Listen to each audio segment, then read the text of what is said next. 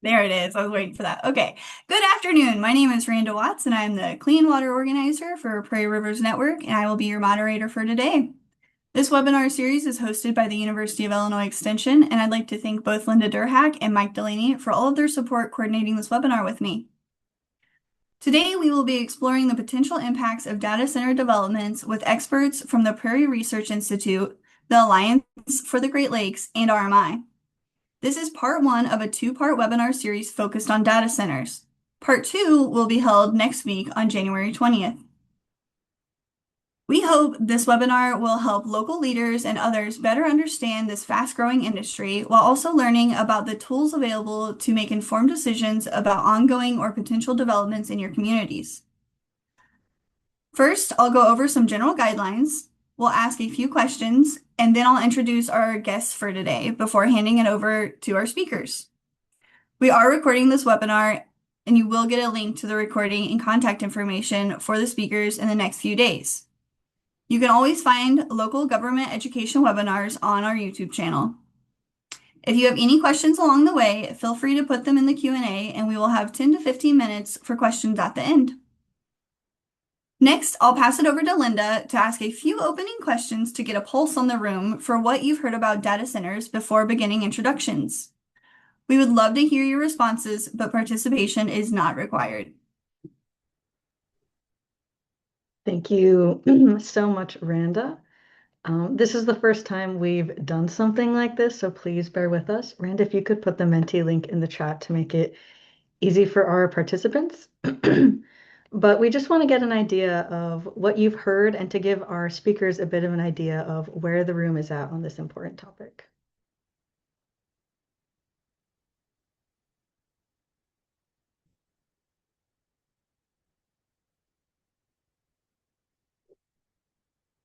Linda, I don't have access to the chat.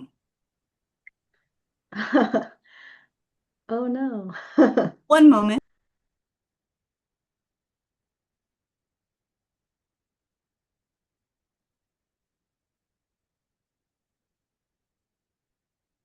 You can also just, if you pull out your phone and go to menti.com, it'll take you to a website where it'll just ask for this code. But if it doesn't work in the next couple minutes, then we will just move on to our speakers.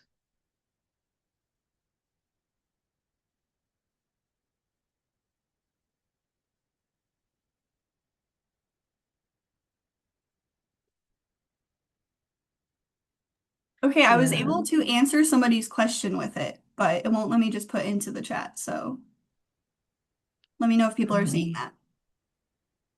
I don't think they are.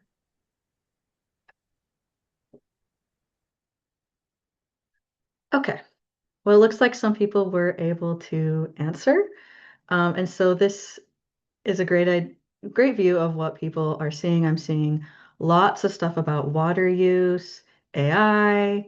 So it's really good that we have our speakers talking about how it'll impact water today. Big, overpowering.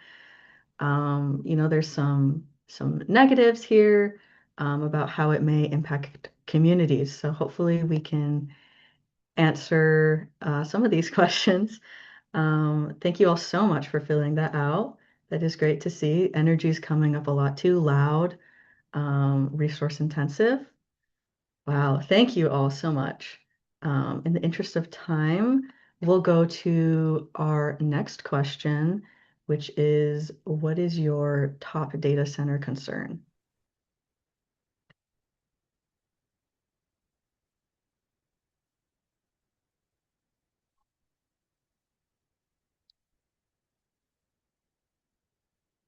Okay. Yeah, a lot of concerns about energy and water, jobs, electric use, public input. That's really important as well. Um, okay. Thank you all so much for answering that one.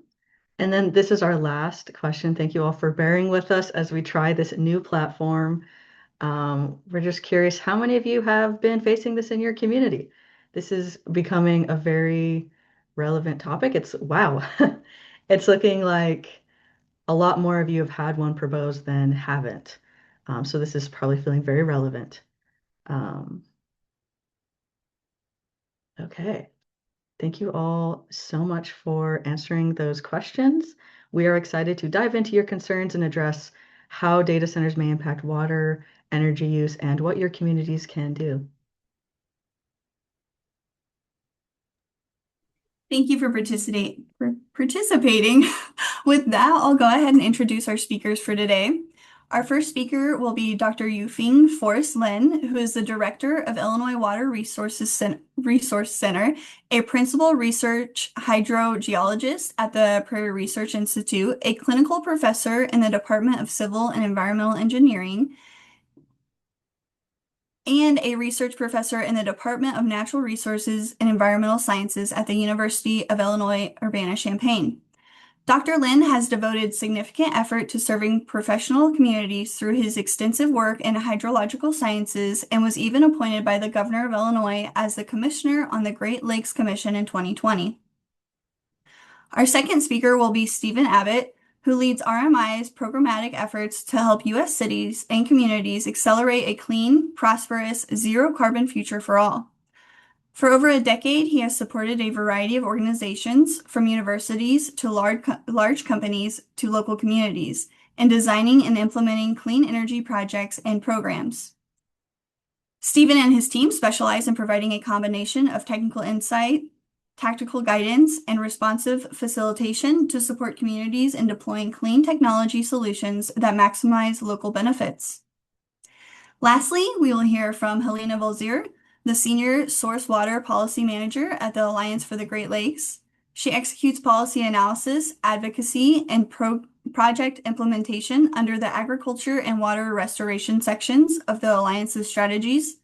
She implements work across the basin, particularly in Ohio, to achieve the Alliance's agriculture and water goals. Prior to joining the Alliance, she served as an attorney at the Ohio Legislative Service Commission for over a decade. In that role, she provided legal research, bill analysis, and legislative drafting services on natural resources, agriculture, environment, transportation, and public safety matters to members of the Ohio General Assembly. And with that round of introductions complete, I will hand the screen over to our first presenter. Thank you very much, Rhonda, and I really appreciate the opportunity to speak to all of you and with the invitation from the U of I Extension and Prairie River Network on this. So, well, I know the time is limited, so I will just get right into point and starting with some key numbers I want to share with our community here. So from the three survey questions, it's very obviously, I mean, of the audience, you are all aware about the data center development. And then with this data center developments, I just want to show you some key numbers. The water usage compared to our average Illinois water usage as 80 gallon per person per day, and how much a hyperscale data center is using. So the data center, they are not all the same. There are different scale of data centers. The data center for, cloud service, or the data center for cryptocurrency mining, or the data center for right now, the AI applications, they all have different size, different capacity, and use different hardware. So the largest one right now, we call it a hyperscale data center on that. And then the growth of the data center in our country right now, the number one is in Virginia. They have more than 600 data centers. And that's why they are in the front line to see how this grows, how it works. And so as the director of Water Resource Center, I also have the other 54 counterpart in the country. So 50 states, each state got one of us, and then plus Guam, DC, Virgin Island, and Puerto Rico. So that's why 54 of us. So we are in the communication in very close frequency, very, very updating each other on how compared to our development on that. That's why I got those numbers. And in the Great Lakes region, actually, Great Lakes states is really the next growing area. And so right now, Illinois, we have the highest number of the data center. And Ohio is coming up. However, based on the current planned data center designs, Ohio probably will take the #1 seat from Illinois very soon. And I'm not so sure we are really try to compete on this, but this is just some number to show. And then on those numbers, a lot of our data center is concentrated near the Chicago metropolitan area. So in February, when I had a discussion with our representative Mike Quickly, and he also aware this development, and that's why I mean our legislature, our policymaker is really on top of things. And when I show him some of the study, the number we have, he knows what's going on. And that's why he's so eager for the discussion on how we can do better for our community. In his district, District 5, in February, there are about 126 of the data centers there. And in Illinois, at that time, we have about more than 150. Right now, I think we have about 165. And so that's the number, the magnitude we're talking about. So on the hyperscale energy in the last two numbers, what I'm going to show you, you might feel confused here. So hyperscale data centers, 7 to 40% of energy for cooling. That sounds a huge range, right? And yes, it is. And that's why the problem gets so complicated on that. And then some of the data centers say, we don't use much water. And some of them, no, we don't use much energy. And why is so the information just so different on that? And that's why I think in my introduction part for this webinar, I want to introduce some basic principles. And then for you can navigate the information you got in the future on it. And so also, the last part I want to show is also the 2% of the US water for data center directly, but more than 75% of the water used for data center is in direct use. What does that mean? In direct use, including the energy data center use, the energy need water for production, the chips data center use, the manufacturer, let's say TSMC, Taiwan Semiconductor Manufacturing Company in Phoenix, Arizona, they use about 4 million gallon per day. And they only, at current stage, they can only recycle 3 million gallon per day. That means about 1 million gallon of water gone on that. So that's indirect use for the data center. And in these numbers, what I'm going to tell you is data center is what we see in our neighborhood. However, we probably also need to take a look on the whole AI infrastructure or some of the industry, like the leading company, NVIDIA, CEO Jason Huang says, right now they are more consider their campus as an AI factory of it. So that's why on the right-hand side, I show you two figures. And on those estimates from two very reputable institutes, and to show you the water consumption, the prediction on it. So right now we got more and more numbers, and it's very diverse of information on that. So that's why, again, I want to go back to the basic and to show you why those numbers are different on it. So to start with this, I need to introduce you 3 formulas on it. There are the PUE, WE, and CUE, stand for power usage effectiveness. And then the other two are for water and for carbon. Because those are the 3 factors. I mean, for a data center builder to design their data center, there are thousands of factors for them to build their data centers. And those data centers are all different, depends on the market, depends on the location, depends on the need of it. So it is almost no data center campus are the same. So that's why when the things go so complicated, when it's the same thing when I told my PhD student using PhD thesis is complicated enough. Then look at the data center problem, right? So when I talk to my students, when things get too complicated, let's go back to the fundamental. Let's go back to basic to see what we can figure out from those principles. So on those three basic formulas, basic is tell us each data center, they consider three things: how much energy I'm using, how much water I'm using, and what's the carbon footprint on that. And that's the overall. However, in our country, we are more focused on the PUE and WE. Unlike the other countries, like in Europe and some Asian countries, they also put CUE on a big factor on that. So this is, but however, I mean, this is evolving situation of it. So let's say if a cooling need for data center, if this data center use less power than the other, probably they have higher water usage on it.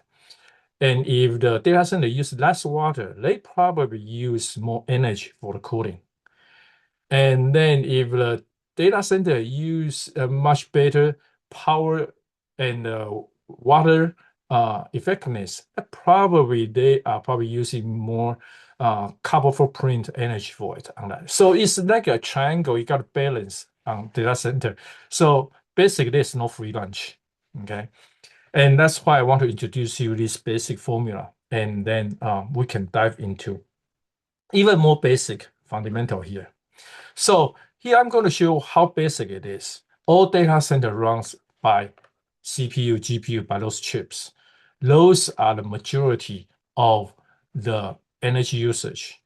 And on the IT usage, as the previous slide shows, the energy is not only used for crunching the numbers, but a majority of the energy also using for cooling of those chips. And what I'm going to show you is this is a presentation done by NVIDIA, which is the largest GPU maker, graphic process unit, the chip maker for the AI industry and also for data centers. And one of their graph on the bottom right, I kind of zoom it out to show you is this is the fundamental. This is something, it's physics, and we cannot change the physics. The blue line shows the CPU, your PC, your desktop. What's their progress on their speed? So some of you might heard Moore's law on it. So CPU clock speed probably already reached that point, cannot keep growing so fast because of the heat of it. However, with GPU, it's different. And GPU calculation is not like a CPU, central process unit, not like CPU. It's not single thread of it. It does a lot of accelerated computation. And then with our AI capacity, machine teaches machine, the computing result will be used for the next computation. And so that's why the computation needs will be much, much higher than before. And then the CPU, the GPU structure and the CPU are very different. They can keep going a much faster route. And it's not linear compared to Moore's law before on that. So that's why the heat, the cooling need will keep growing. And the other diagram to show you is also the fundamental part. When we see when AI mode getting smarter, the computation need and the heat come out from the data center is going to be increased in an exponential rate on it. And this is the study and has been going on, and people pay attention since 2022 when ChatGPT 3 announced, and people just go, wow, what is going on here? What is this? And that's what we have started paying attention on. Is this going to be a growth beyond everything we have known before? So those are the two fundamental knowledge I want to share here. And then in the future, we are going to have a lot of new information. But remember, the physics won't change on this. And so, for example, when we talk about water usage, okay, I remember last month when I was in the state water planning task force meeting, I report like Logan County, they are going to have a data center, and then they are thinking about solar electricity at that time. But 2 weeks later, what I say not valid anymore because they changed their plan and to go for MRAN for the electricity because these things evolve so fast, and that's why it is so difficult to catch up on how fast this thing will go. And that's why I think to deliver some basic knowledge and for you to be able to kind of assess the future information you will get. And that will be the best way for us to start. So then what as a scientist, we are humbly but also neutrally try to provide our science to our decision maker and policy maker on how much we understand and how much we can predict and how much we can assess what will happen in the future. And same thing to our public, like you here. You are here because you care, right? And you care not just care for yourself, not just for your backyard. You care for our future generations, and that's what we are doing too.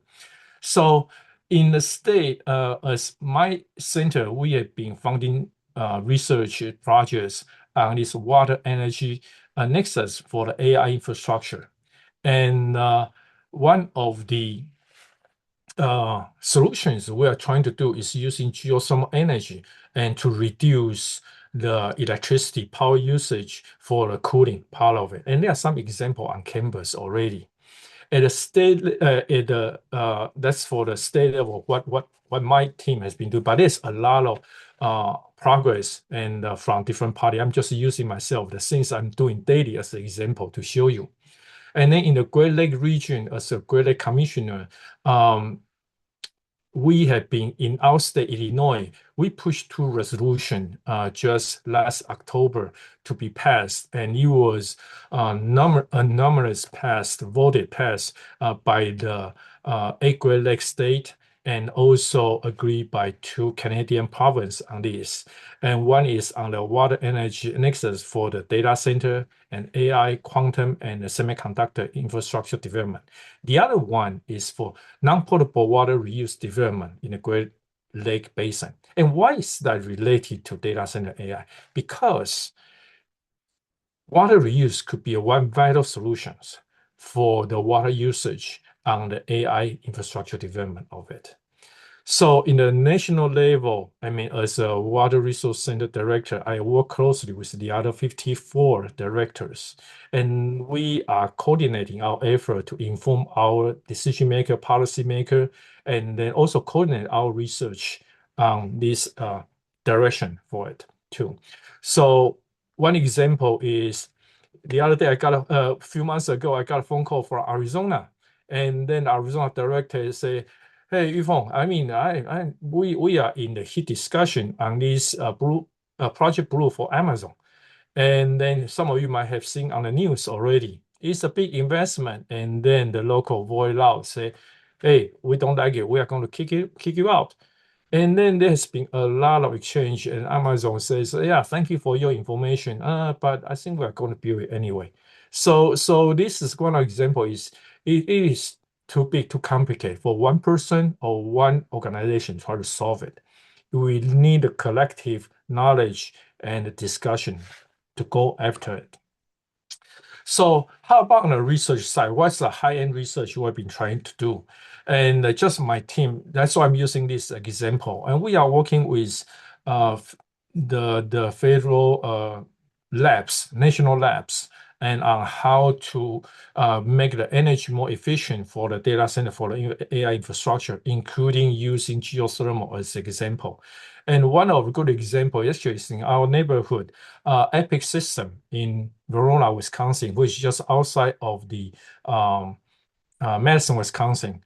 And Epic, you probably know this company. This is like a biggest software company for healthcare. If you go to your doctor's office, their login screen probably show you Epic already.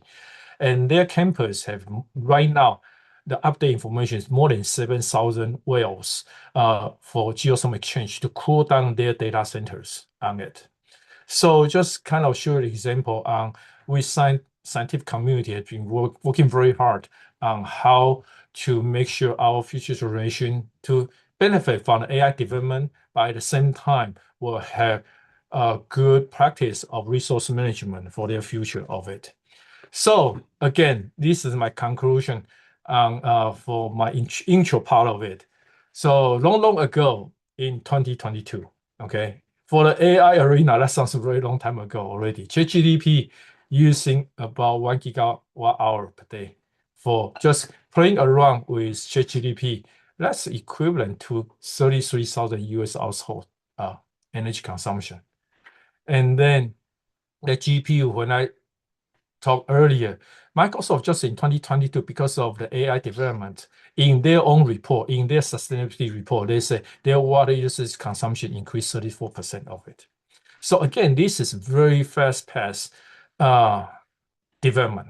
So there are two websites I will encourage everybody to visit. And one is the project right now is ongoing, funded by Joyce Foundation.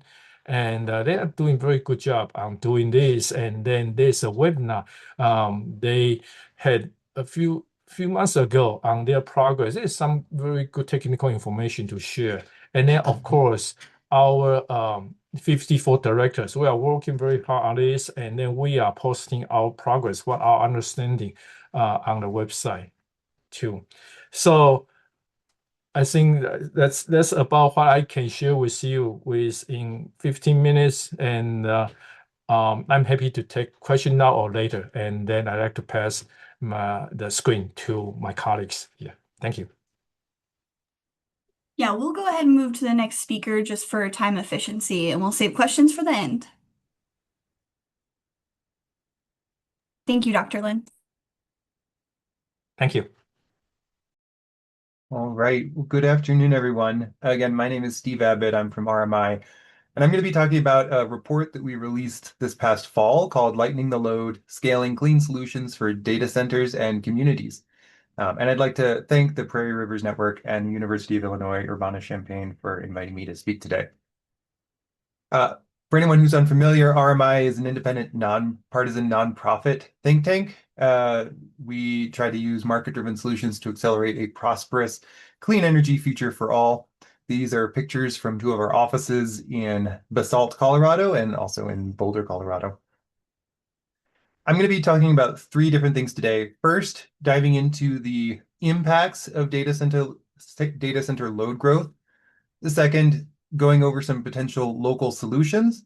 And third, speaking to actionable steps for better outcomes. And my section is going to focus pretty exclusively on the energy side of the equation for data centers. So first, I wanted to acknowledge that data centers can provide some very meaningful, significant financial benefits to communities. To take an example from Northern Virginia, like my colleague was just describing, Loudoun County has over 50 million, or roughly 50 million square feet of data centers that are either operational or under construction. With using less than 3% of the land, the county is now generating roughly $875 million per year in property taxes. And that's allowed them to reduce their property taxes for local residents quite significantly as a result. However, there are at least three energy-related challenges that the addition of all of this new load can pose for communities. And I'm going to talk about each of these in turn. One is the potential for increases in utility prices and costs, essentially increasing energy bills for local residents. Another is related to the financial exposure that local communities might have to take on if we build too much generation right now. And the third is the potential for degraded grid reliability. So let's start with utility costs.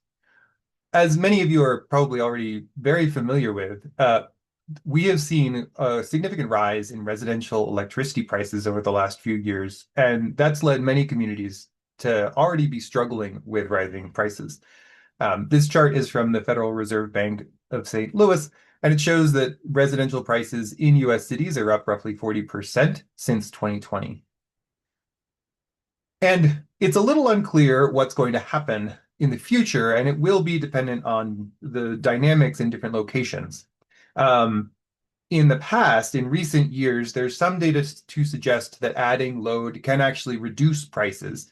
And the way this works is essentially you already have a lot of fixed costs the utilities have taken on. And when you increase the volume of sales up to a point, you can use the increased volume to spread those fixed costs over a greater volume and decrease prices overall. However, there is certainly also evidence emerging that the addition of data centers at the rate we are seeing may lead and contribute to increasing prices. And this can happen in a few different scenarios. One might be is if the new load, if these data centers are being added faster than we can bring on new generation, going back to economics 101, if you increase demand and keep supply consistent, you're going to see an increase in prices.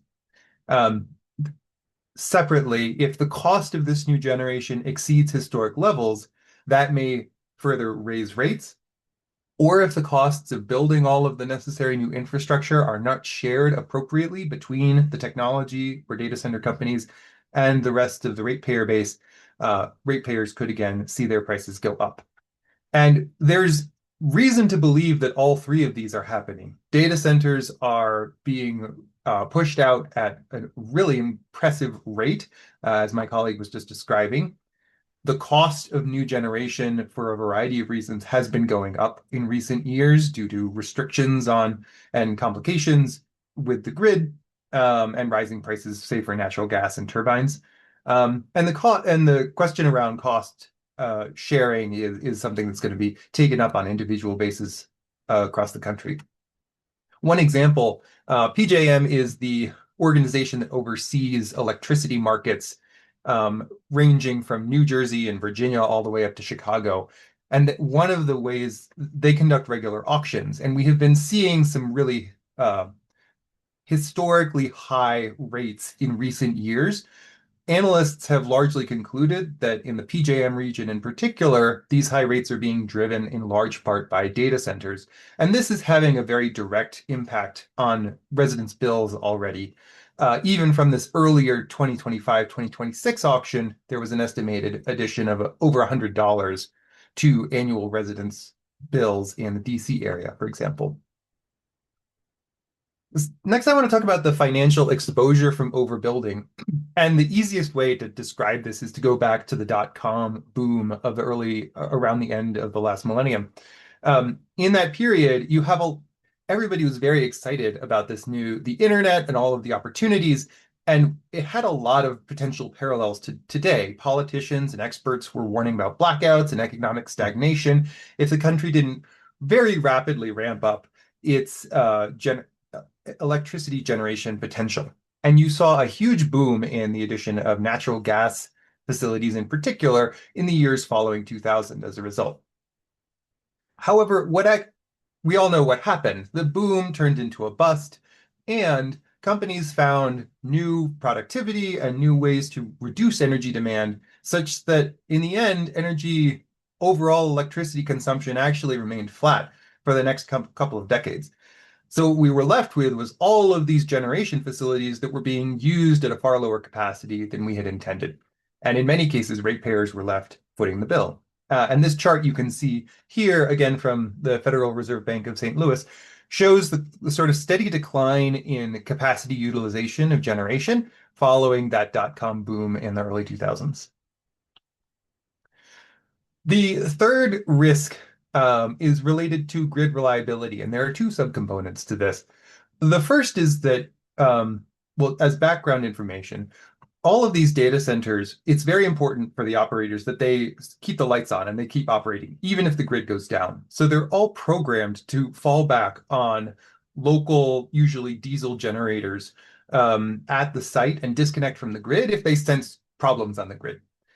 And the flip side of this is when you have lots of data centers in the same place, if they all sense, say, a power surge and they all go off the grid at once, you have this massive loss of demand.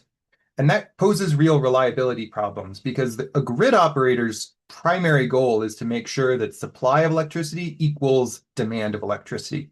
And when you have gigawatts of electricity demand suddenly falling off the system, that poses a real challenge for them and may lead to blackouts.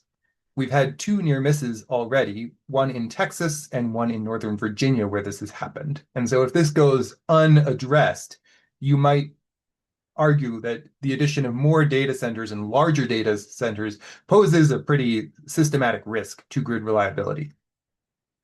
Another potential issue is that these data centers, because of they're doing very complex calculations and they're very large, and it's unpredictable exactly how much power they're going to be using. And over a single second, or even microseconds, their electricity demand can go up and down by megawatts. And this is posing, or seems to be posing, real challenges for the what we call power quality. And essentially, electricity moves in waves, and when you have these big shifts in demand, the grid currently isn't very well designed to manage that. And so this could potentially lead to equipment damage, power surges, or potentially even fires, although there have not been any documented cases of that to date. So those are some of the challenges. Again, we might see rising prices, we might overbuild and leave people with a lot of, again, risk, financial risk for assets they don't need, and we might see degraded power quality. The fundamental point of our paper was that we think there's a real opportunity for data centers and communities to work together to deploy local clean solutions to help address these challenges. And we bucketed these types of local investments into three categories: behind the meter, within the community, or at the utility scale. I'm going to talk about each of these quickly here. In terms of behind the meter strategies, so these are investments being made at the data center. The data center could try to invest in energy efficiency and use less electricity. This might involve upgrading or using different types of cooling equipment. Or it could just be simply increasing making the building's envelope better, etc. Importantly, there's also a huge amount of benefit that can be derived if these companies invest in flexibility. So the overall energy system, the grid, has to be sized in order to meet what's called peak load. Imagine if you were down in Arizona. It's the day when everybody has their air conditioning turned on. You're using the maximum amount of electricity that you're going to use that year. That's the peak load. And utilities have to build more wires, more substations, transformers to meet whatever that peak load is, plus a safety threshold. Because data centers are so large, if you're able to work with them to reduce their usage during those peak times, you can actually shrink the overall level of infrastructure you need. So having data centers either shift their computation to later in the day when demand is not straining the grid, or even to other data centers, and that's something that some hyperscalers are working on. Either of those are really helpful in terms of reducing the amount of more new investment you need to make. And then finally, there's, of course, on-site generation. You can put rooftop solar or ground mount solar around the facility. Storage and batteries are also emerging as a potentially very useful addition to data centers to help manage some of their swings in power usage, and for other reasons. But importantly, there's also a number of community level investments that we're excited about. These would involve data center companies, local utilities, and communities collaborating to put more investment into people's homes, local businesses, to upgrade the grid in ways to make it more responsive and adaptable and flexible. Examples of this could include virtual power plants. These are when you use large numbers of flexible resources like smart thermostats or electric vehicles to, again, ramp down demand during those peak periods. Demand response is when you have a few large industrial customers who similarly sort of turn off some equipment on peak days. Or you have programs that directly help improve people's homes. Solarize is an example of this for solar, where you create a really streamlined pathway and do community outreach to help people install more rooftop solar.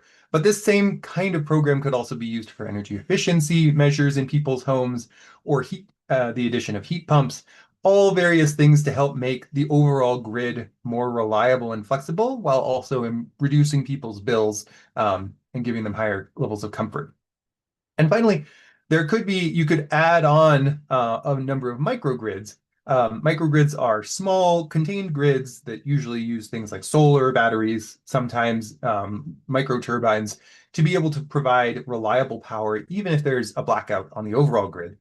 And these can be put into local community centers to provide people with a safe place to shelter in the event that the power goes out during extreme weather.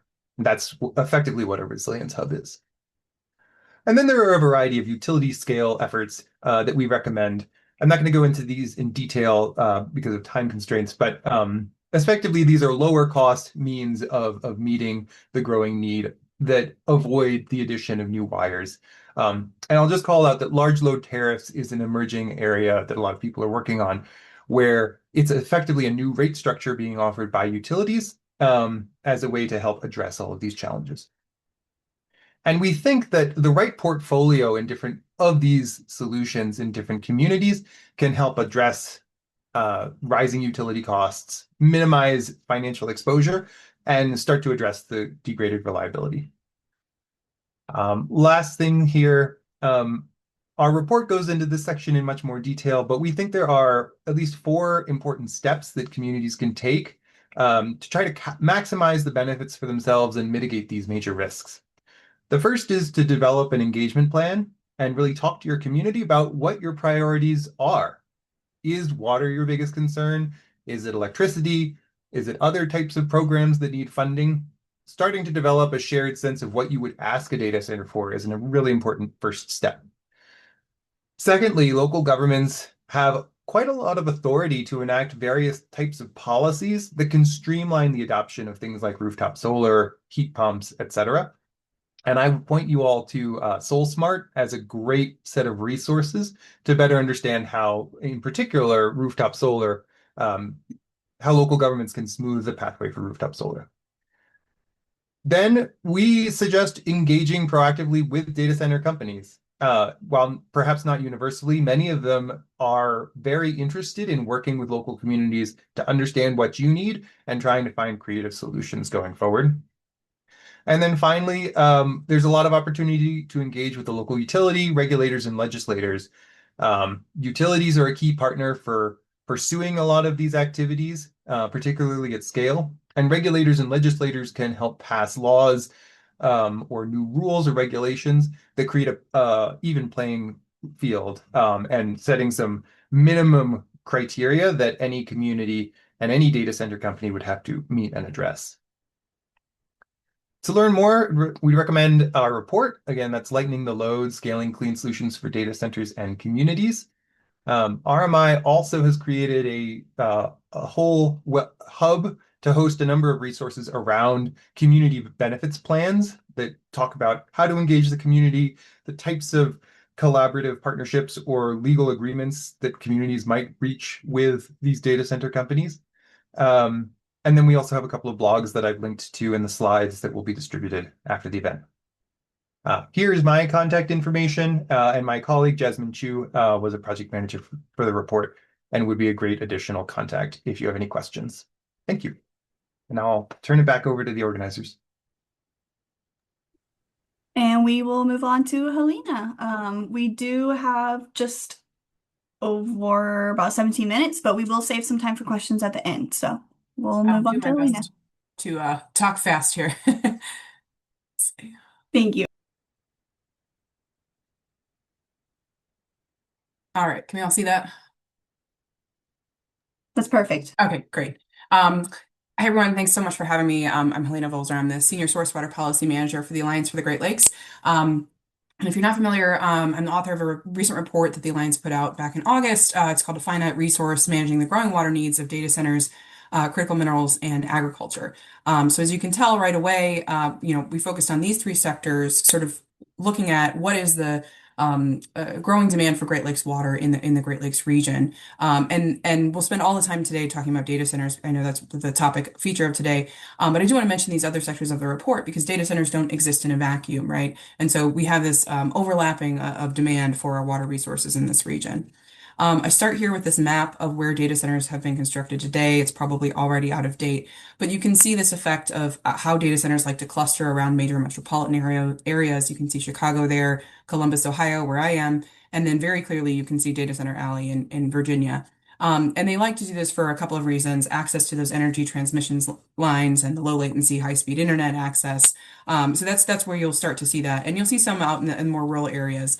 And what this map does not tell you or give you an idea, though, is the scale and scope of these facilities. So focusing in on hyperscale data centers, increasingly, we're now seeing these larger facilities to power the needs of really power the needs of generative AI. And that requires vast processing capabilities that only these hyperscale facilities can handle. In my research, I found that when evaporative cooling is used at these facilities, they can use between 1 and 5 million gallons a day of water. To put that in perspective a little bit, over the course of the year, at 1 MGD, that's about what 12,000 Americans can use. And then also just for perspective on size, in the Great Lakes region, an average hyperscale facility is about over 300,000 square feet, more than 46 megawatts, and about the size of 1/3 of Millennium Park in Chicago. To put it in perspective for you. Data centers can use a variety of different cooling methods. They are not all the same. At the time of my research, evaporative cooling was really the most common. This is where water is sort of pushed through a membrane to bring down the air temperature inside the server room. This has really high consumptive use associated with it, and that's the portion of water that's evaporated off and not necessarily returned to our watersheds. Other methods, liquid immersion and direct chip, involve directly exposing equipment to water, and that can pose some water quality questions about what gets discharged out of the data center afterwards. Then we're increasingly seeing a shift now to closed loop systems. These try to bring down the temperature of the server racks as opposed to the air temperature. An example of this is Microsoft's facility in Mount Pleasant, Wisconsin. There are many, many others being built now. And then finally, air cooling exists, but is really insufficient to meet the needs of generative AI hyperscale data centers. After, the water evaporates in the evaporative cooling, the rest is then discharged as wastewater or recirculated once it comes out.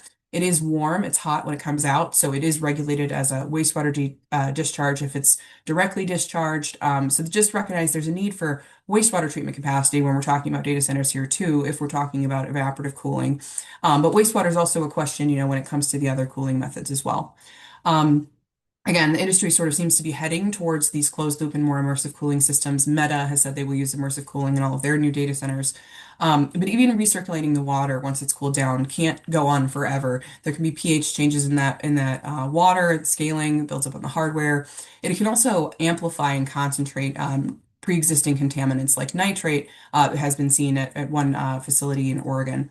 And it was talked earlier about indirect water use really being of the concern. If we shift to these other forms of cooling, such as closed loop and immersive cooling, that still is a very large energy use and will require water for cooling, but it just occurs at the power plant. When we're talking about fossil fuels or nuclear power, those methods of generating energy also require water for cooling. So just to put that in perspective a little bit, Clean Wisconsin, one of our partners, did this really excellent analysis, just making some basic assumptions about on the average use of a data center, particular data center in Wisconsin, how much water that would then consume. And I'm not going to go through this in great detail. You can see the analysis if you're interested. But just to take one example, if it's a natural gas facility, this is a full build out, 3.5 gigawatts, would be more than the water usage of every home, business, and manufacturer in the city of Green Bay. So even using a closed loop system can really be substantial in terms of water use. One of the other main challenges with data centers is that we don't really have a good sense of what the total water use footprint is of a data center. Unless a data center is withdrawing water itself, the registration and consumptive use permit requirements we have don't apply. Those apply to the water system, and not more than 97% of data centers are actually connecting to municipal supplies and find themselves in this situation. Because there are no requirements to track or report water usage, less than a third are even doing so. And again, we talked about that indirect water usage. If we don't understand how much energy they're using, we also can't calculate how much of that water use is then being driven by data center growth. Non-disclosure agreements are another major challenge here that obscure how much water and energy is being proposed to be used at the outset of some of these siting of some of these projects.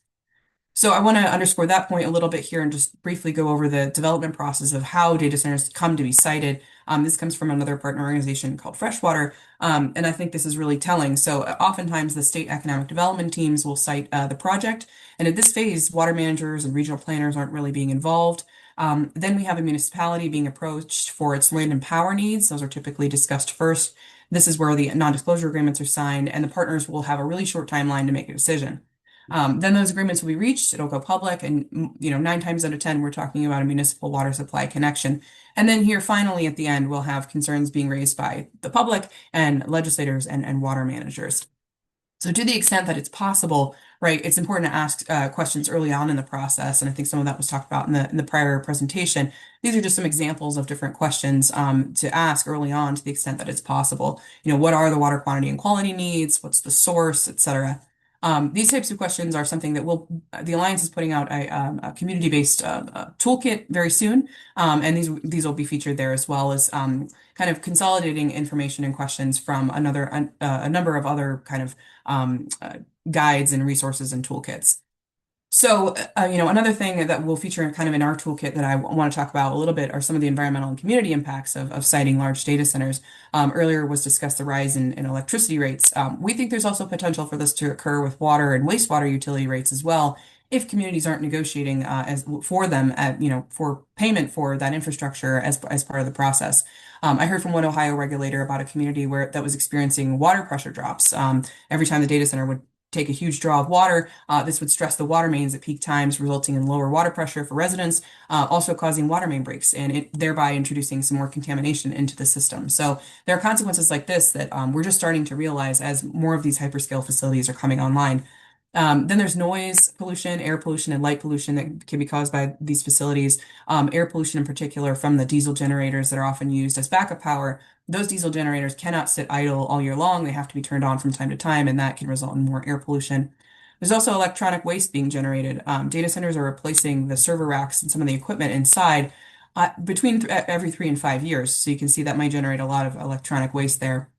And then fire risks is one that folks may not be thinking about immediately, but can really put a strain on emergency services. These facilities can get very hot. Most of them have very advanced fire suppression systems, but it does put a strain on emergency services. There's a case of one data center in Ohio that resulted in more than 84 service calls between 2021 and now. And a 2-alarm fire at an Amazon data center in Ohio as well. So you can see that that's something that also needs to be taken into account and sort of planned for. And finally, data centers do not create a whole lot of direct employment, and most of those jobs are actually in the construction sector. But we're talking about high use of land and resources, of water and energy. And so there's a trade-off there, and the economists can debate about whether or not there's this ancillary effect of creating additional jobs once the data centers are built. But regardless, this is a high use of energy and water resources, and it may reduce a community's ability to attract additional economic development in the future. So that's something to be considering. So I want to spend some time talking about kind of why local solutions aren't enough to address the scope and scale of this problem. The main one identified in our report is this threat to groundwater integrity based on a convergence of demand from all of our large water using sectors, including agriculture, which may require more water for irrigation, especially in peak hot summer months, which is when data centers may also need more energy. Also, the water energy nexus that we talked about already, this concept that there will be an indirect use of water by data centers at the power plants. And that's very difficult for a municipality that's considering a data center proposal to factor into their consideration, right? This increase of water at a power plant that might be completely outside their jurisdiction. How do they factor that into their decision whether or not to site this facility? Then I mentioned this already, but economic development corporations are not really considering water in their decision-making processes about where to site these facilities and may site them without local input. So that's another challenge here with local solutions alone. We're also beginning to see, a number of local temporary moratoria or restrictions or zoning codes, and that might start to create a patchwork of where data centers want to locate or not, and they may just move to the next community over. That said, community benefit agreements were also mentioned today, and those are one tool that we do point out in the report and talk about as a potential tool to bring some kind of water resources benefit back to the community, whether that be in the form of paying for water infrastructure or some other kind of water resources benefit. They can also, secure those employment arrangements, wage and labor agreements, and those kinds of things as well. But here can be used to bring back that kind of water infrastructure benefit as well. Finally, we're also seeing that state legislatures might respond if local governments enact restrictions that are perceived as too restrictive.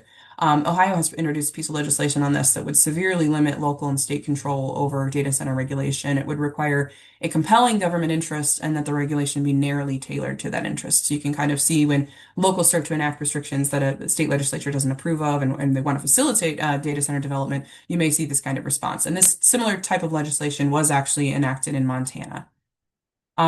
The Alliance for the Great Lakes got into this work because of our long history of working on something called the Great Lakes Compact. If you're not familiar, the compact, generally speaking, prohibits diversions of water out of the Great Lakes region. Illinois is a little bit of an exception to that, operates as an exception to that. But for the other, 8 Great Lakes states that have agreed to it and the 2 Great Lakes provinces, there's this requirement that states manage their Great Lakes water use within the basin, that they have programs with conservation and efficiency goals, and that they establish and follow some common water use reporting protocols. And this is a piece of the compact that I pulled out directly that really speaks to our message in the report, which is these programs that came about around 2008 at the time of the enactment of the compact were never meant to be static. They were meant to adjust to new demands and the potential impacts of cumulative effects and climate. And so, the real risk when it comes to water resources that we might see first is an increase in groundwater conflicts. And so some of our state policy solutions that are outlined in our report are number one, getting a better handle on our water availability through the use of regional demand studies. Ohio, Illinois, and Indiana have done some of this, but this really needs to be incorporated as an ongoing part of conservation programs versus a one-time, one-off projects. In addition to that, they should really evaluate ecosystem and environmental needs as part of demand so that when we're making siting decisions, we're doing that in an informed way. And I'll bring up Ohio as an example. It recently completed a study of the 15 county central Ohio area that has seen the most development of data centers.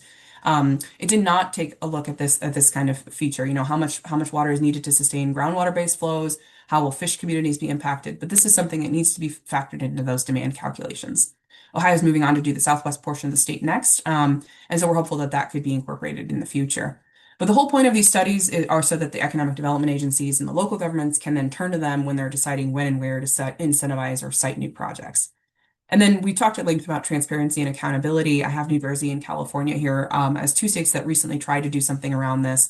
New Jersey tried to require energy and water use reporting requirement. That was conditionally vetoed by the governor, so I'm not sure where that stands now. I think the effect of it will be that it will be delayed for about 2 years while they study, how that could be done.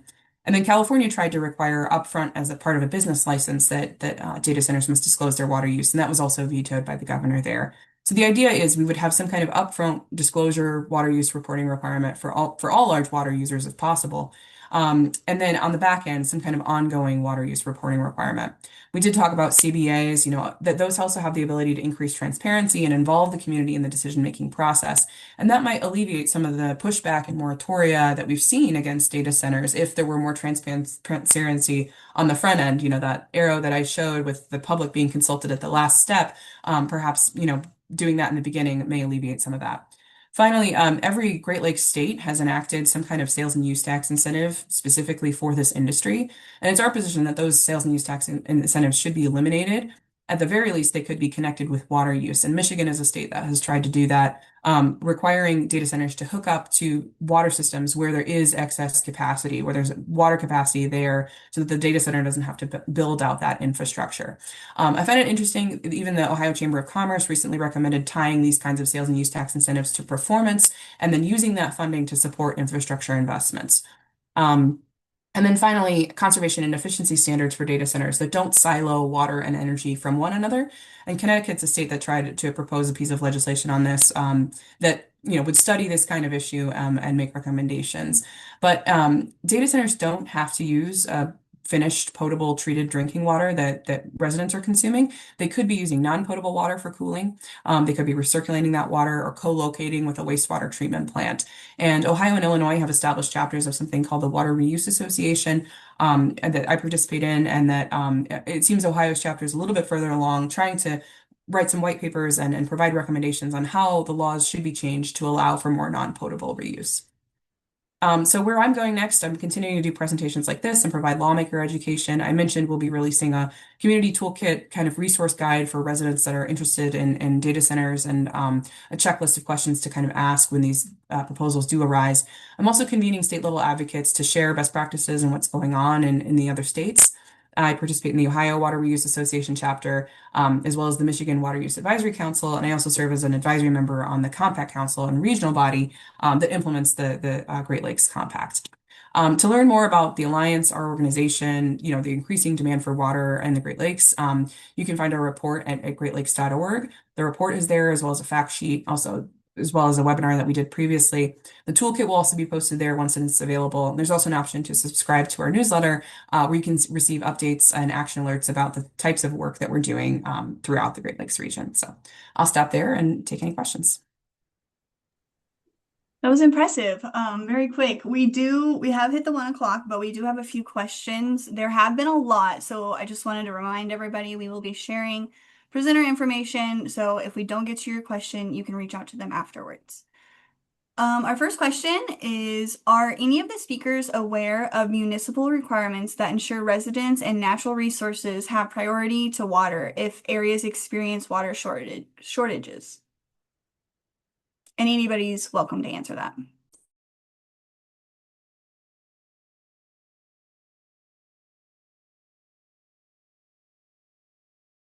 I'll take a stab at that. I'm not familiar with any kind of requirements on that. If there are water conflicts, this was another aspect of the report I didn't touch on as much because of just for time. But groundwater conflicts may be where we see this crop up first, and a lot of the state laws that would enable the state agencies to limit or curb groundwater usage don't kick in until there's been some kind of adverse resource impact already. And so that's something that we're recommending that states take a look at changing and allowing for the state more authority to limit and curb that groundwater usage and look at it in a more cumulative impact sort of way so that we can, deal with that before there's been some kind of impact. So I'm not aware of any municipal requirements that really deal with that water quantity aspect. Yeah, thanks for that, though. Our next question is, does any Illinois advisory group exist for cities to call for guidance when being approached by data centers?